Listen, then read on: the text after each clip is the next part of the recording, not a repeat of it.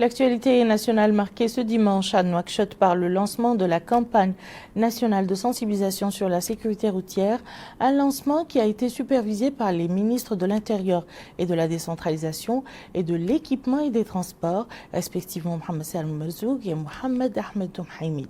La campagne a été initiée par la direction de la prévention et de la sécurité routière et va se prolonger une semaine. Retour à Amina Khalil. Les efforts consentis des acteurs gouvernementaux de la sécurité routière ont donné lieu à une baisse considérable des accidents de la route. Pour renforcer et appuyer ces résultats, le ministère de l'Équipement et des Transports a lancé une campagne de sensibilisation sur la sécurité routière en présence du ministre de l'Intérieur et de la décentralisation, M. Mohamed Salem Merzoug, et les dirigeants des forces de sécurité opérant dans le domaine.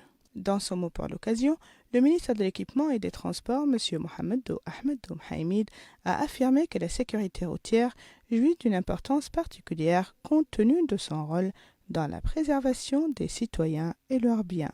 La stratégie nationale de sécurité routière, poursuit-il, qui a été mise à jour, vise la diminution de 50% du nombre des accidents de la voie publique d'ici 2024. Une semaine durant, les sensibilisations et les mobilisations seront faites au profit des citoyens sur l'importance du respect du code de la route.